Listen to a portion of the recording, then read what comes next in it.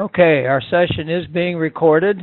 Again, make sure everyone's on mute so we don't have a lot of feedback. I can hear a couple of people still. Carlos, maybe. Are you on mute? Make sure you're on mute. Jesse, your video is still on.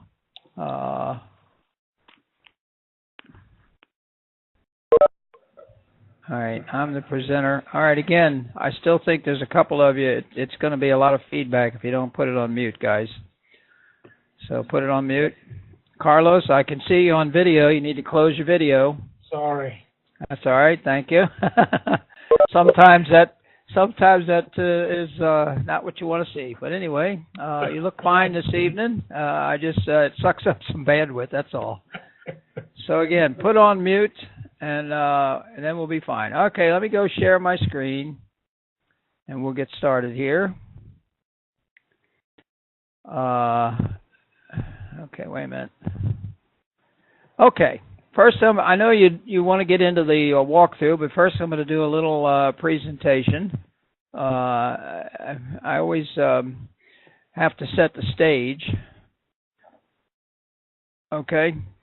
And it's important to set the context. Now, hopefully by now, you've tried logging in. You have your password from your faculty member and the other login instructions with your email address and stuff. And I think once you use this software, you're going to really like it a lot. And again, it does one thing and one thing well, and that is to frame the decision, okay? So I want to set a little bit of context. Some of you may have already looked at Mr. Taylor's excellent walkthrough.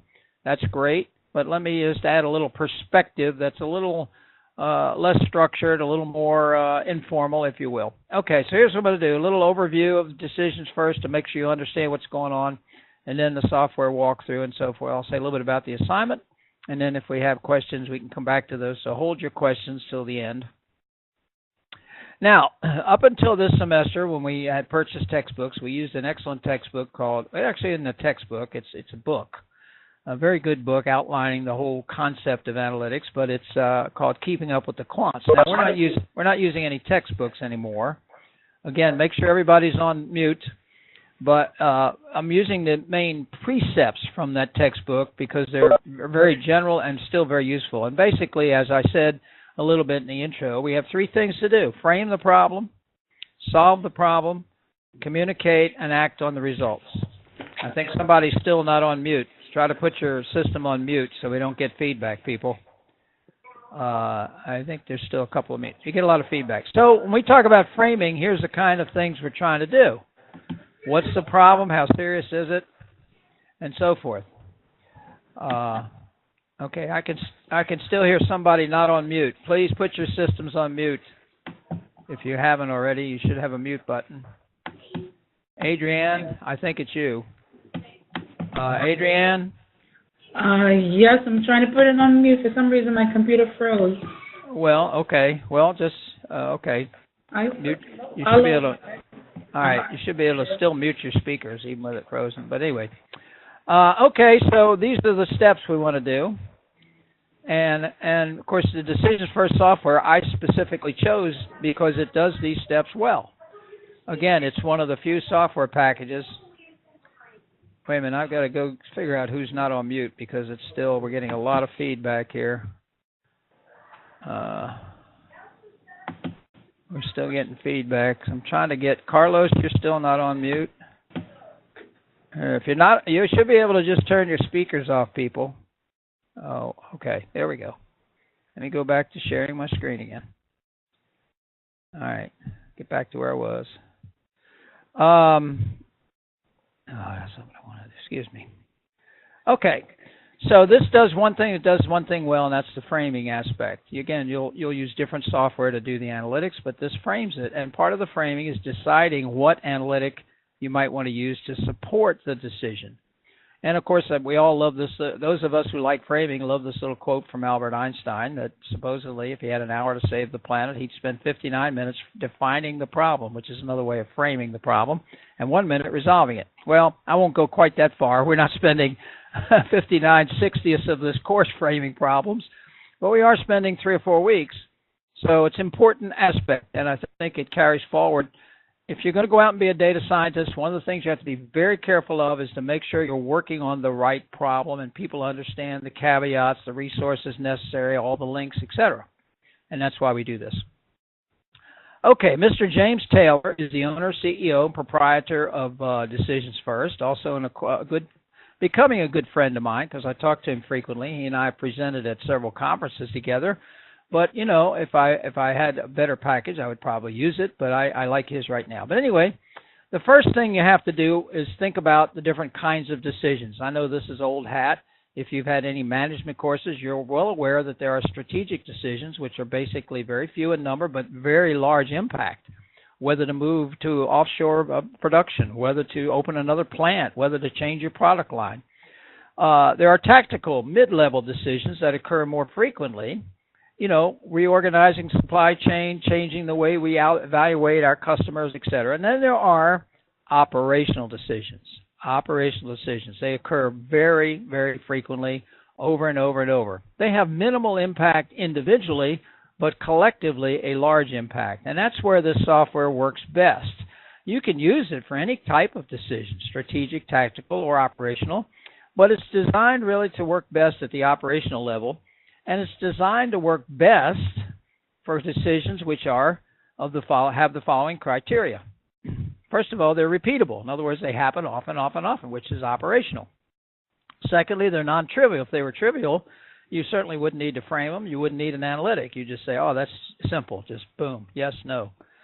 If they need to have a measurable business impact. Again, it's probably very small on an individual case level, but collectively, because they occur so often, they have a large impact. And finally, these make good candidates for automation. One of the things that you see coming more and more out of analytics is turning it into an automated system, usually with business rules, but more on that later in this and other courses. So those are the kinds of decisions that are best suited for using Mr. Taylor's DecisionsFirst software. But as I said, you can use it for any kind of decisions. Now, we're going to be doing something with DecisionsFirst software called Decision Requirements Modeling. And there are really 5 steps, and you'll be doing these 5 steps as part of your tasking. You'll identify a decision that you're going to be making. There should be one key decision supported by subsidiary decisions, supported by other things that I'll show you in a minute. The second thing you'll do is fully describe what that decision is and document how improving that decision would impact the business objectives. Now, you have to make some of that up for this first assignment, but if it were real world, you'd want to actually do that. Specify the requirements. In other words, detailed requirements. That's where you get into building this thing I'm going to build tonight called the Decision Requirements Diagram. And that's where we hook in all of the decisions, how they're interrelated.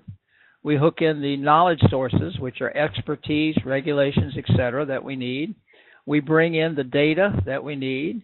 We identify the analytic we're going to be using. We may identify key performance indicators, etc. You'll see all that. I'm going to build a DRD, Decision Requirements Diagram. When you refine that, meaning add levels of detail and get it just the way you want, then you wrap all of that together and generate something called an Analytic Requirements Document, ARD. You may hear me refer to it as an ARD. And what you're going to do as part of your first assignment is to build a complete ARD and attach that to your short 2 to 4 page write-up. The write-up, I'll talk more about that when I talk about the assignment, but the write-up will be explaining sort of what the decision is and what you tried to do and so forth. And then the ARD, which contains the DRD, the Decision Requirements Document, will have all that in it. It'll become much clearer to you as we go through this tonight. So, where do we start? Whoops, we start there. You start by saying, here's the decision I want to make. And ideally, it would meet those criteria. Repeatable, measurable, non-trivial, and measurable impact, and a candidate for automation, ideally. And I'm going to show you one tonight that is of that ilk, one that a student did. And Mr. Taylor's demonstration where he goes through trying to determine what kind of an offer to make a customer who may or may not be thinking of churning, i.e. leaving the company, is of that ilk. So those are the kinds of good decisions that are well suited for his software. So you have to think this through as you decompose your decision. What is required to make the decision? What kinds of information do I need? What kind of guidelines, policy, expertise, regulations do I need? What kind of models do I need? And so forth. So you'll see how that unfolds. When you start drawing it, if those of you that haven't yet logged into Decisions First, it's going to look something like this. There'll be only three kinds of main objects on the screen. There'll be ovals, which are data objects, information, or data. We now call them data objects. There'll be rectangles, which are decisions. They are decision objects. And there'll be these rectangles with the beveled bottom. And those are sources of knowledge. Knowledge can be expertise, it can be regulations, it can be Mary's experiences, whatever it is. It's very subjective, obviously, in some cases, but it's important to the decision. Almost all decisions have some level of knowledge inputs. And so you'll be putting all of these pieces together to frame your decision, which will begin to look something like this. If you go through Mr. Taylor's demo, and this is a piece of that, you'll see that his overarching decision is what marketing offer should I make to this customer. But in order to determine that, I have to first figure out what kind of eligibility does he or she have, and so forth. And then you can see here are some ovals, which represent data. Here are some beveled rectangles, which represent expertise. And they're starting to get linked together, but some are not linked. And you keep working on that and thinking about it until you end up, wow, this is how it goes. Now, when you see this, again, so you'll understand what's going on, this is the overarching decision. There should always be one overarching decision. However, there are sub-decisions that need to be made first to support that. I can't select a marketing offer until I check the offer timing, determine what offer products are available to offer, and determine what value it is. Maybe I don't want to offer this customer an offer. And I also need to bring in what offers are in the data set that I have available. I need to bring in some data about the customer. I need to bring in some marketing knowledge and expertise, some information about the customer loyalty, which may be subjective. And I need to have an assessment of the customer's propensity to accept. So you can see he begins to flesh this out. If you go through that tutorial, he will go through in great detail in about 45 minutes, laying out how he built this entire scenario. Now, for each of these, you can drill down and start putting in details, and should. For example, determine refund eligibility. Where was that? Well, that's right here. Determine refund. Well, it was on the other chart. Determine refund eligibility is a sub-decision. You can put in a description, and as you'll see in a moment, we can drill down even more and put in the kinds of information that we need, the kinds of answers we will accept. This happens to be a yes-no one. We will only accept a yes or no answer to this question, this decision, and then we get into some other things. You'll see that when I do the demo. Over here, it tells you who built it. It tells you other people that are involved. You can have multiple people working on a decision, and they'll all show up. So when he got all done, again, as those of you know who have looked through the scenario by tutorial by Mr. Taylor, it looked like this. You can see there's quite a few linkages there now. A lot of stuff goes into making this decision about what marketing offer to give this character to try to keep him or her from leaving the company, churning. And you can see there's all kinds of pieces, and they fit together, and some pieces go to multiple things, but all of that is tied together and has detail, and so you get everyone to sign up to that, and that becomes the deal. Here's what we're going to do. This is how we're going to make this decision. Now, you say, gee, that seems like a lot of detail, a lot of work, and very cumbersome. But yes, it is. But it's the only way you're going to make sure that this works out well. Trust me, too many, way too many analytical efforts just wing it, and they don't end up with anything of value. As an example, Cisco uses this approach for every decision they make. Now, that's a very reputable company. Mr. Taylor has other large companies, but that's his biggest client, Cisco, using this for every decision they make that involves any kind of analysis. And everybody has to sign up to it. So we say, oh, yeah, I know who's going to do this piece. I know where it's coming from. I know how it fits to everything, and so forth. Final thing you want to make sure you do is link the action, which is picking the marketing offer, and have some kind of analytics in here. And here you can see it's going to be a model that predicts the customer likelihood to churn. If it turns out very low, if Steve Canode's been with AT&T for 20 years and he's not leaving, why do we even make him an offer? Why should we give him a deal? We want to give deals to good customers who are thinking of leaving. Okay, So we're ready now to go through and try to build one of these, or I'm going to build one of these a little bit. I'm not going to build the whole thing because that would take a long time. This is an actual assignment done by one of a student in this program from last year. And this is what he did. He worked for a bank, and he said, you know, I have the kind of decision we're talking about. Exactly. We have to decide every day, multiple times a day, whether to hold or sell distressed mortgages. And I know a lot about that, and so that's going to be my project for assignment 1. So he put this together. You can see there's a lot of pieces there. The ones that have dotted lines are sources of expertise, or what we call knowledge sources. The ones that have solid lines are decisions or data feeding into those decisions. Remember, this is the primary or overarching decision. These are what? Subsidiary decisions that have to be made first.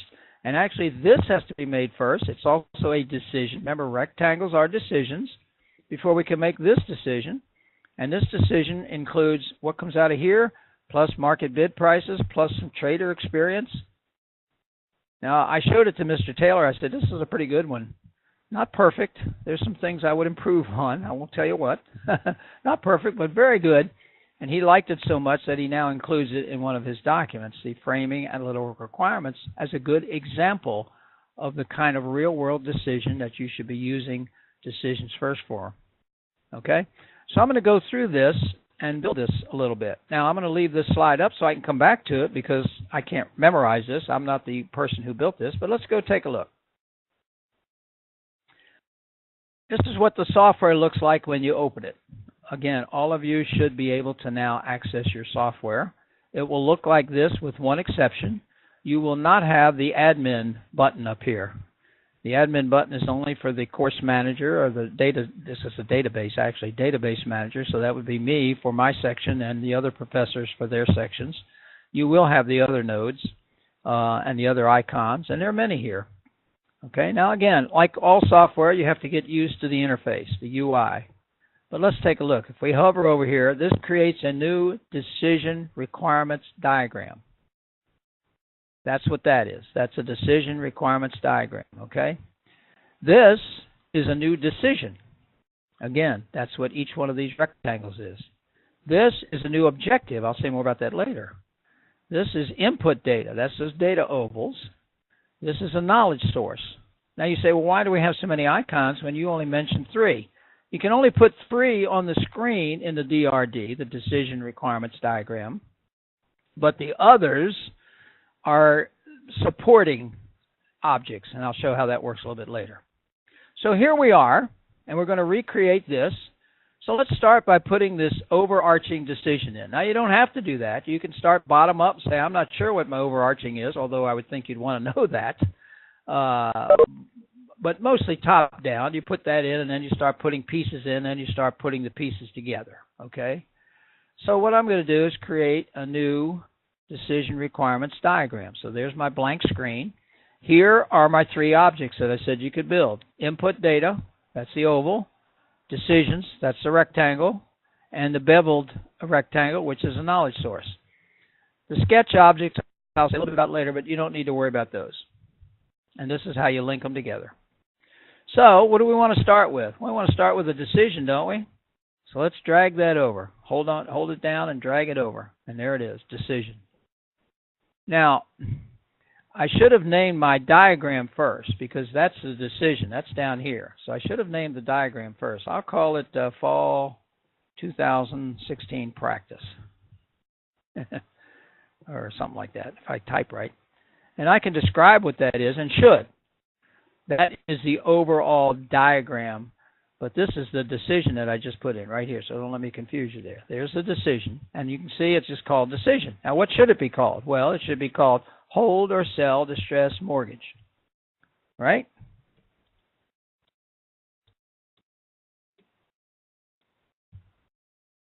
There it is. You should also have a description for that, okay? And it's something like balance sheet, managers, come on, fingers. Balance sheet managers need to determine whether a formerly distressed mortgage is performing, I'm doing this whole, well enough to be sold to investors. Now, I'm not going to type that description in for every note, obviously, but I wanted you to see that you need to have enough in there that somebody looking at it says, oh, I know what we're trying to do. Okay, and I know why. This is a decision, and this is why.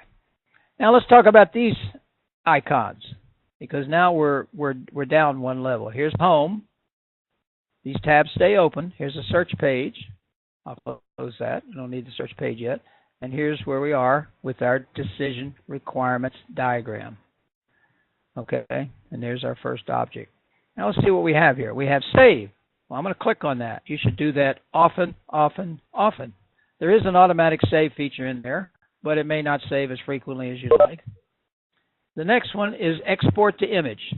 Suppose I had this beautiful diagram on the screen, and I want to save it as an image. You click, and there it is, save as image. Somebody's got their mic open. Please put it on mute so we don't get feedback. Thank you. The next one is called Edit Object. You'll use this icon a lot to edit the object. I'll edit this one in just a moment. The next one is called Print. I'll come back to that a little bit later. This one's called Print All. This one looks like Word, doesn't it? And it is. We'll get to that in a minute. There's Delete. There's refresh the screen. All this does is zoom, make this bigger or smaller, and you can zoom it in a bigger percentage. That's it. Don't need to worry about permalink either. Now, again, I always try to balance using the software versus making this a course where we teach the software. We're not teaching you the software. You're going to use it. You're not going to become the world's greatest whiz-bang expert with Decisions First in just these 2 or 3 weeks that we use it in this course. But it will be available to you throughout the program. If you'd like to use it in other courses, feel free. If you'd like to use it in your capstone to help frame things, and I encourage that, I think it would be a great idea. So you're going to learn enough to be able to use it to do an assignment. If you want to use it in great detail, you'll spend more time with it. You'll look at all of the various tutorials and help screens that Mr. Taylor has. You'll ask a lot of questions. You'll try a lot of things. But you'll be pretty well versed in it, certainly in the basics. All right, so I put that in. Now, what else do we want to do? Well, before I start drilling down on this, let me go ahead and drill down. So here we have one object. I'm going to go over here to my Edit Object and hit Edit Object. You can see it took me right down to it. Hold or sell distressed mortgage. There's the description I typed in. All right, what else can I add to this? Well, what type of decision is it? I already told you this is an operational one. It occurs over and over and over.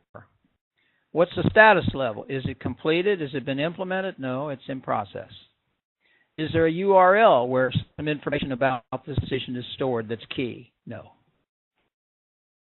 This shows how it's linked to other things, and of course not linked to anything yet. And then we scroll down a little bit further. You can see the primary diagram. The question that we need to ask here is, should we collateralize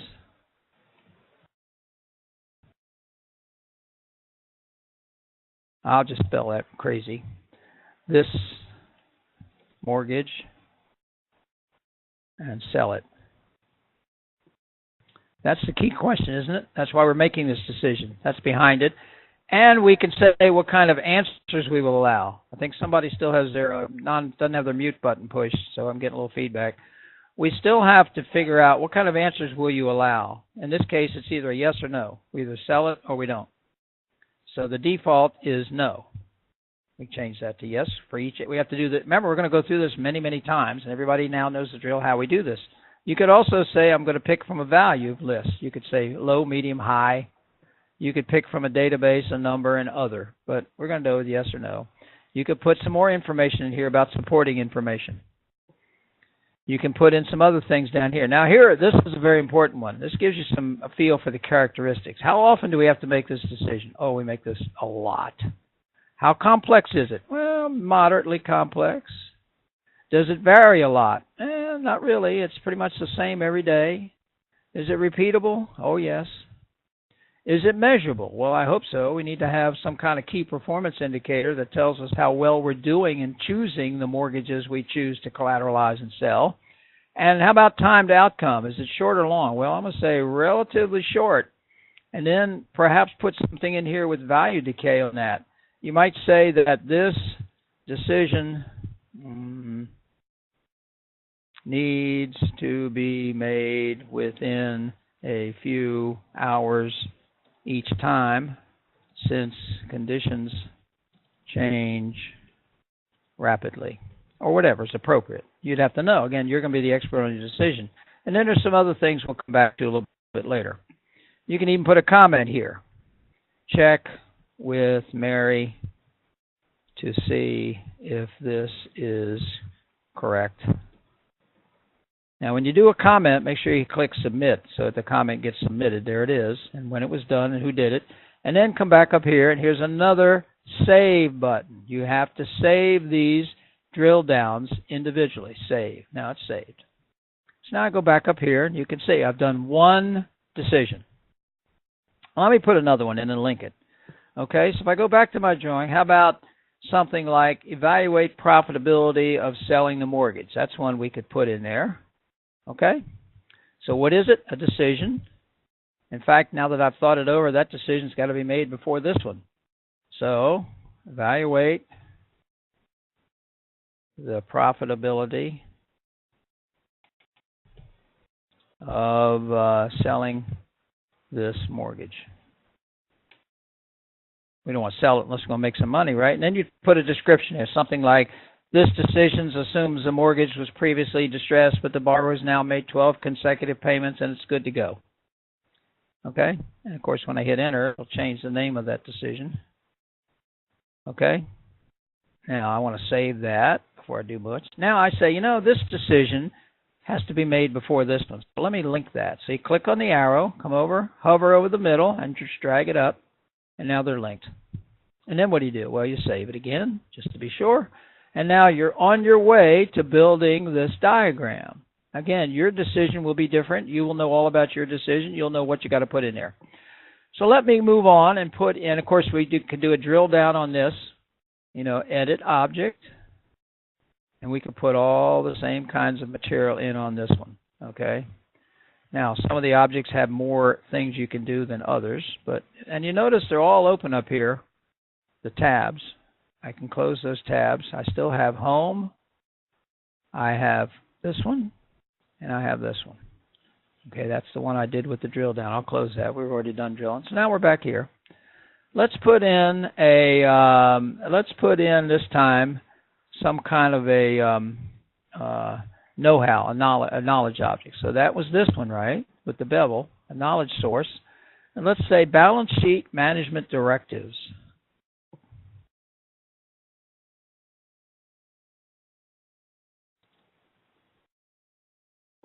Okay.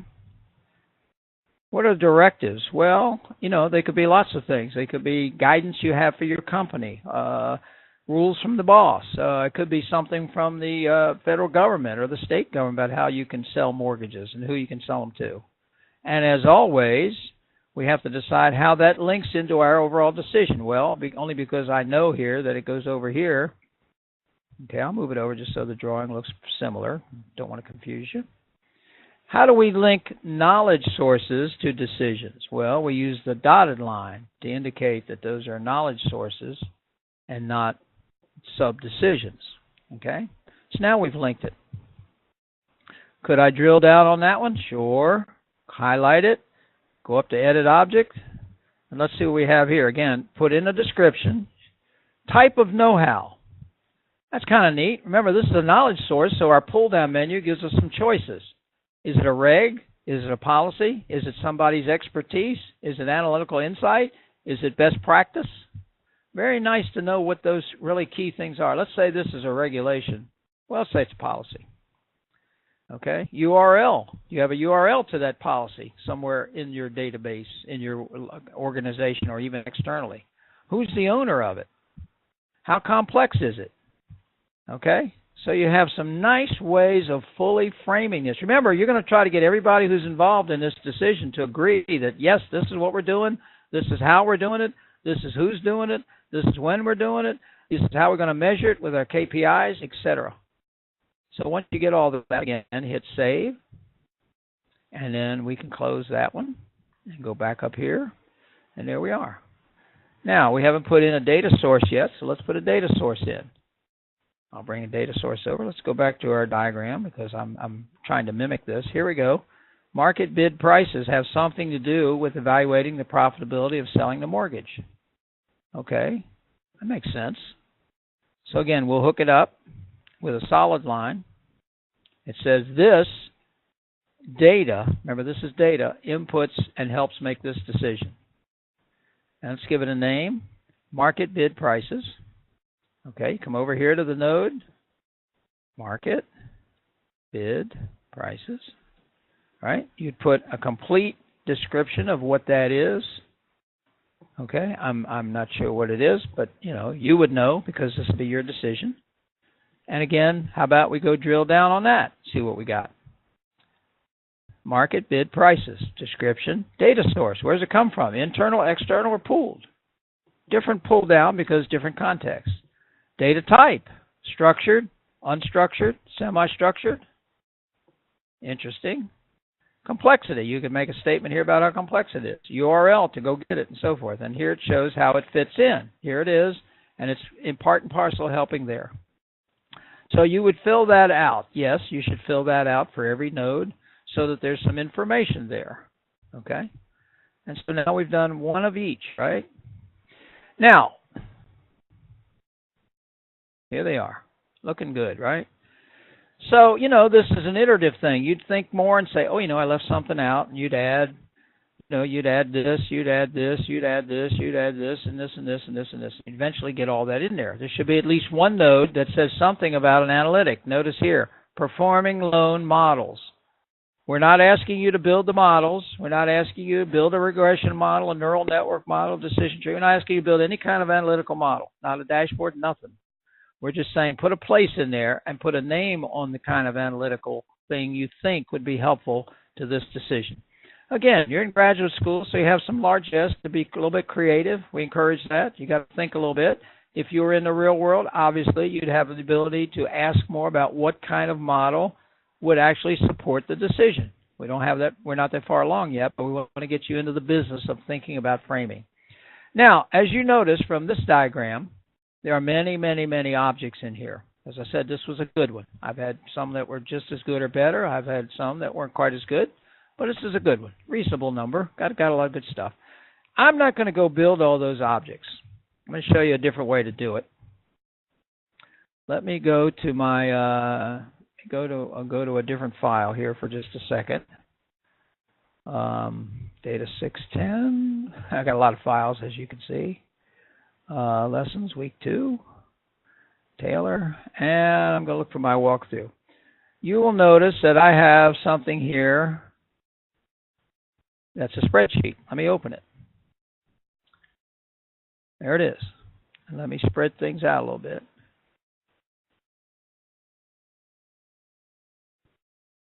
So you're looking at a spreadsheet, and it only has 3 columns: object type, name, description.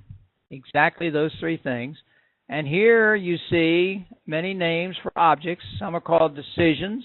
Some are called information sources, which are data. And some are called knowledge sources. And then there's a few others, like organizations, some of those minor ones that I mentioned. You'll notice only those names. You can only use the names that are in DecisionsFirst for these things. This is the name of the object. This is that description. Suppose I want to bring a lot of objects in that I may or may not use. I don't have to use them all, but maybe it's easier to work and just start creating objects in a spreadsheet. This is an option. You can certainly do what we've been doing and create them one at a time. But instead, I'm going to bring all these in using this feature just to show it to you called Bulk Create. If you would prefer to go create all of your objects or additional objects in a spreadsheet like this and save it as a CSV, comma, separated values, CSV file, which everybody I think knows how to do using Excel, then you can bring these in bulk. And then they'll just be sitting there in the repository And you can use them if you want to use them or not use them if you don't want to use them. Now, let me just open a recent one to show you something a little bit different. This is the same file, except you may notice that on every one of these, there's an SK2 at the end of it. SK2. SK2. Well, my name is Steve Canode, and the 2 is, I put that there at the end of every one of objects, and here's why. And I wish it were different, but it's not. All of you that are in a section of Data 610, in other words, everybody in my section, 640, you're all using the same database for your Decisions First. That means that when you go in there, all of your classmates' objects will also be sitting there. And so in order to avoid confusion, the practice that we have recommended is that when you create objects, you put your initials or something at the end of them. On the happenstance that 2 people create the exact same named object, it will be confusing. So again, let me repeat. When you create objects, put your initials at the end of them. That way you'll know, oh, these are my objects, not Fred's objects, not Mary's objects, okay? So I'm going to import this entire file into one big chunk. Now, it has to be closed for me to import it, so I'm going to close it. I don't need to save it. It's already a CSV file. I'm going to close this one. I don't need to save that one. I've got them saved as CSV files already. Okay, so let me go and find them. Well, here it is, right there. I'll import that. That doesn't have my initials on it, but I'm the only one in this particular data set, so I don't need to do that, but you should. So you go to Bulk Create. It says pick a file. So I'll say Browse, and I'll go over here, back to my appropriate place to be. Back to Data 610 for the fall. Back to lessons. Back to, oops. Oh, that's 640. Wrong class. Sorry. I got a lot of classes. I'm teaching 3 classes, so I'm a little confused myself sometimes. Week 2. Mr. Taylor and my walkthrough. And holder distress mortgages. And there's my CSK2. Right there. So I say open, and it says okay, and I say yeah, upload that. And it says data loading, boom, boom, boom, and it says you did it. And I say, oh, good.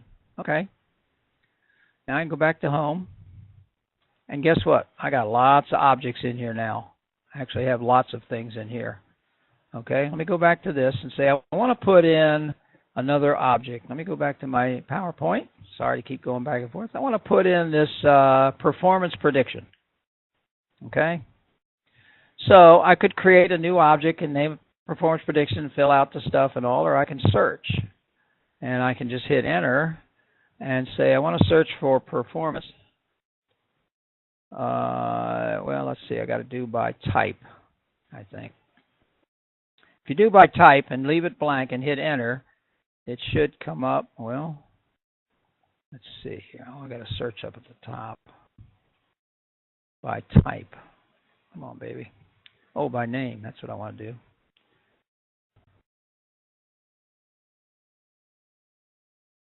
Performance prediction. Okay, there it is.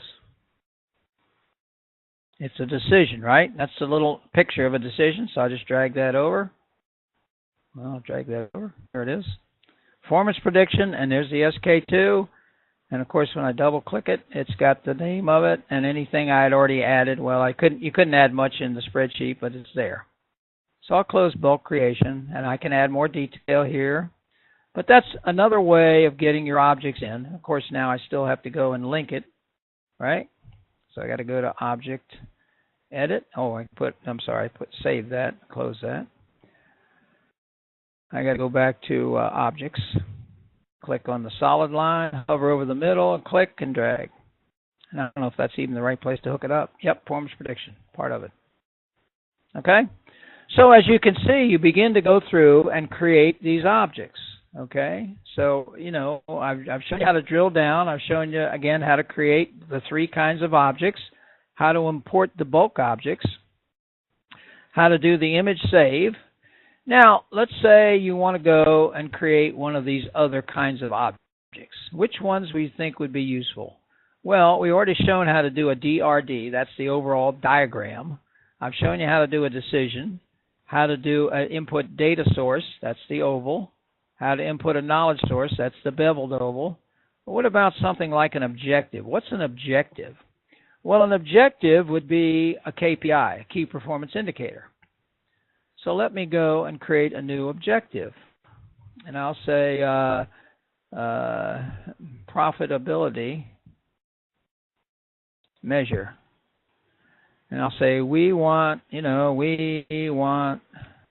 to increase our profits on sold mortgages by 30% over the next 5 years. And again, you have some things you can do with that. You can put a URL in and so forth in here and so on. Now, this one works a little different. Remember, this is not one of our main objects, so it's not going to go on the main screen. First, I'm going to go save it while I'm here, just so I don't lose it. But you can see there's things like decision impact. Well, what's the decision that this impacts? Well, let's go type hold or and see what comes up. Hold or sell distressed mortgages, right? That's one of our decisions. This one is the SK2 one that I brought in, but this is the one I created tonight. So I say, yeah, this KPI, this objective they call it in the software, but it's a KPI.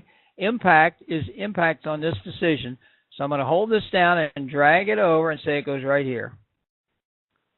I can also say it's impact and contribution. I can put things in. I can put in who owns it. I could leave a comment and so forth. And then, I always say submit. I always say save. Submit is really just for the comments. So now that KPI is linked to that decision. Somebody says, oh, this hold or sell, we got any performance measures for that? I'll say, yeah, look, take a look at the performance measure that's there. Suppose you wanted to put something in about who owns that decision. Well, that would be under right here, organization. So I'll click on that one and say mortgage loan officer. And I'll say Mike M. and Mary J. are the loan officers who have to make the ultimate decision. Okay? And I could say, who do they belong to? I can say, well, they belong to these guys, or I can just leave that blank. Do they have any children? Are there organizations under them? And then when you get back here to make the decisions, well, let me type that hold, or just put hold in. There it is again. We only have that one main decision. It could be they could be actually making one of the subsidiary decisions, but I want them to make the primary one, and I'll put it right here and say they make the decision. They own it, and they make it. I can put that over here, or I can put it there. And this is a business objective. I can have URLs, I can have comments, again, just like before. So you begin to flesh this out in whatever level of detail you think is appropriate. Again, in the real world, you'd have more level of detail likely than you will in an assignment, but you get there. So now, we're back home. We're looking at this one. Let's say we finished the whole thing. It's all there. Now, I know it's not, but I've already used 45 minutes of the hour I said I'd hold this to, and so I want to show you the last thing. And I'm just showing you a few things. Mr. Taylor's detailed walkthrough is better than mine. Mine's a little less formal. I'm trying to deal with some issues that sometimes the students come up with, such as bulk create, such as, being able to do the other objectives and then where do they go and how do they fit. And, of course, this will be recorded so you can look at it as many times as you like or ask questions. So let's say we're all done.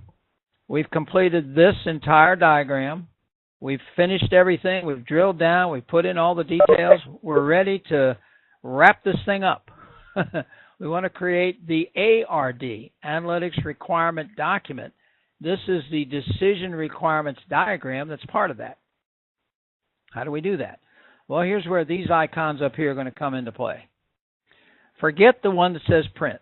I'm not even sure why that one's there. What you do, and this is very curious, is one way of saying it. First thing you do is you hit print all. Nothing appears to happen except these two items are grayed out for the second. And all of a sudden it comes back and says print all output ready. Click on the Word button to download. Now I'll click on Word. and it says, where do you want to put this? Well, let me put it on C. I'll just put it on C, and I'll just call it Friday night. And I'll say save it on C. Okay, save. Now, I hope you noticed it saved it as what? An XML file. Now, let me go find that file. Okay, I'm going to look on C. I'm going to look for Friday night. There it is. Friday night. It's an XML file. Now, some people are very familiar with XML files. Other people wonder, what in the world is an XML file? You really don't need to worry about it. You should be able to double-click it and have it open up in Word. Mine opened right up in Word. If it didn't, open Word and then go open it up. And, of course, I'll say enable editing so I can deal with it. There's my diagram. Now, your diagram will likely be too large to fit on the page, so, shrink it down. There it is. And guess what's below it? Here we start by outlining every decision. We then show the data sources. We show the knowledge sources, so this will be page after page. Then it goes back and goes into detail about what they are. Here's all the information you put in, the answer type, the questions, the knowledge source, the decision, all the stuff about the properties, the objectives that I put in. Remember I put in a KPI called profitability measure. I put in an organization, mortgage loan officer. Remember all that? I put all that in there.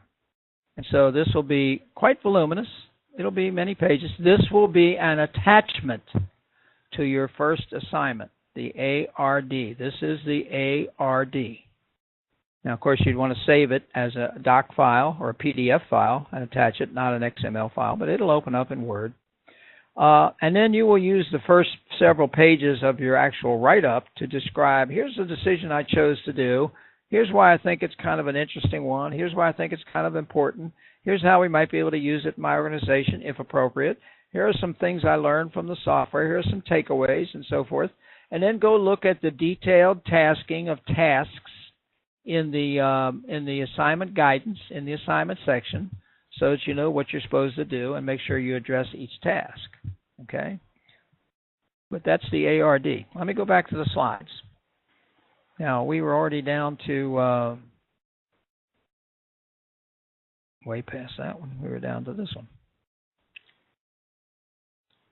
Where's my slideshow? There it is. So the end result is that you have a completely framed and documented outline in detail, not outline, in detail of the decision that's going to be made. Now you say, my gosh, this is a lot of work. Let me tell you, when you get out there in the real world, if you don't do something like this, and I think to this level of detail, I think you're going to have great difficulty, because there'll be 15 people in the organization saying, oh, that's not what I thought you were doing, or that's not how I thought you were going to do it, or that's not the resources I thought you needed. Oh, I didn't know you needed to know some regs about that. Oh, I didn't know you needed data from the database. Oh, I didn't know Fred was supposed to help you with that. Oh, I didn't know Mary was in charge of that. It's just a killer.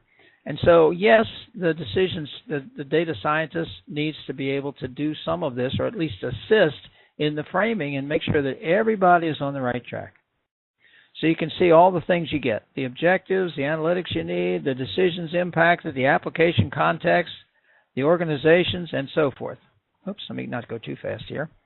So there's your walkthrough. We're now ready for your questions. And before I start the questions, let me remind you one more thing. We have help from DecisionsFirst for questions that your faculty or TA can't answer. Usually those are only questions that deal with, oh, the software hiccuped or something happened.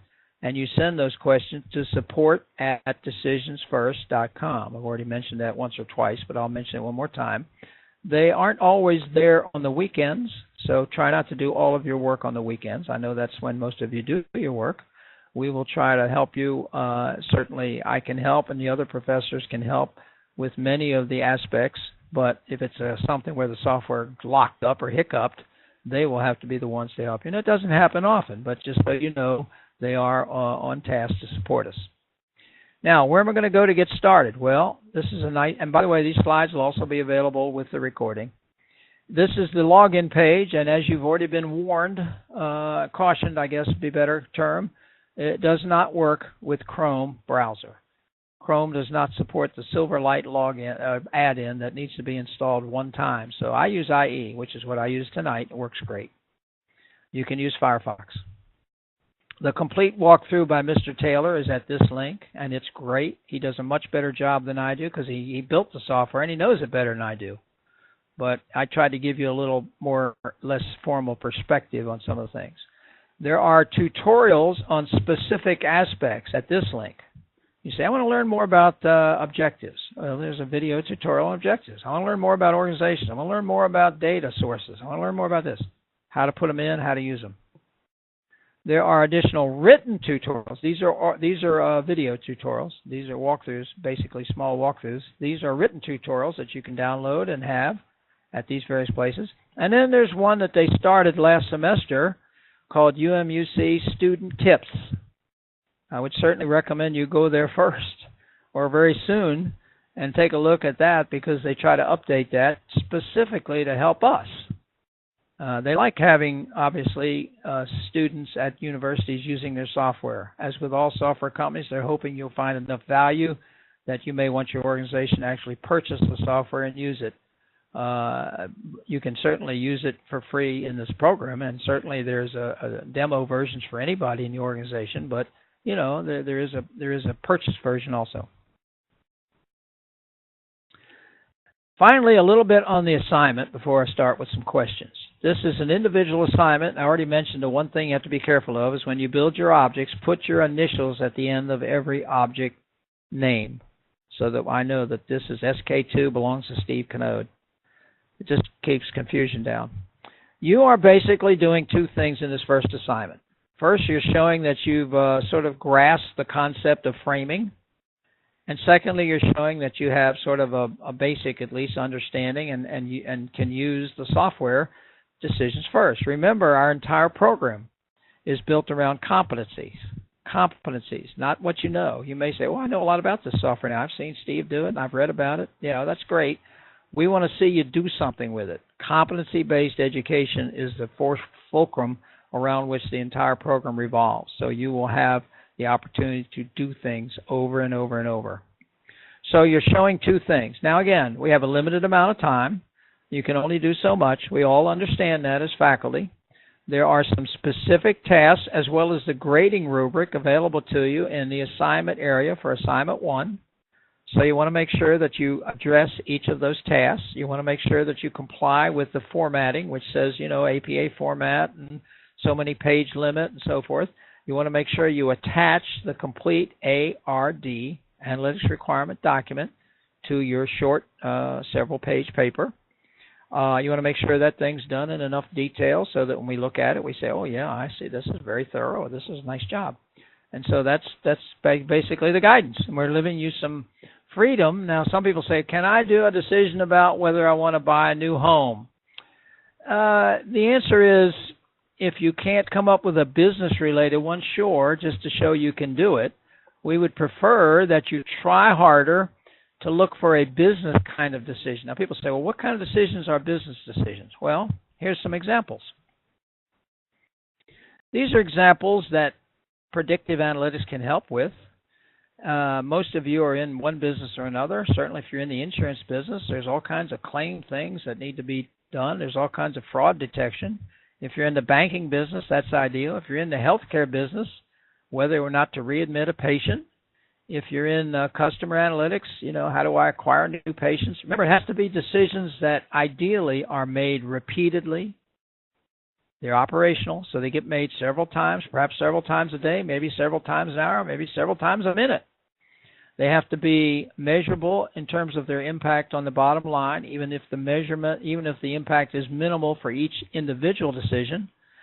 They have to be non-trivial, not something where the decision is whether to shut the door after you come in or not. Yeah, well, that's pretty obvious. Yes, shut the door.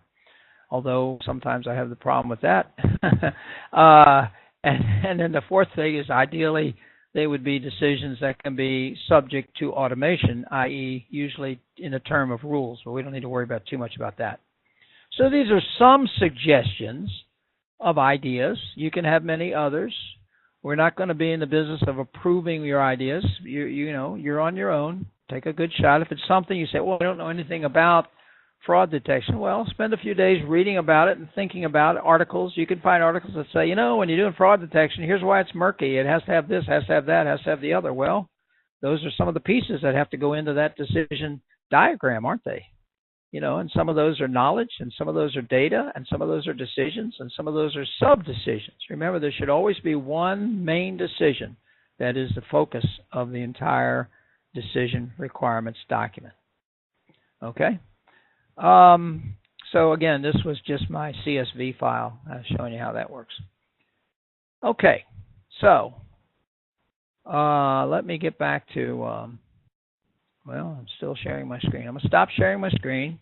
I'm back to the main page. Again, we're recording this. I know people, if they have to go or had something else to do tonight, didn't show up, that's fine. We don't take roll, so no extra credit for being here or penalty for not. With that, I will open up the chat window and see if there are questions that I can answer tonight. Remember, you will have the recording, and you certainly can ask questions at any time in the Leo classroom, or email me if you're in my section, and all of the professors work together to try to help each other. So, are there any questions? I really appreciate those of you who did showing up. I know Friday night, I've done several presentations this week at night.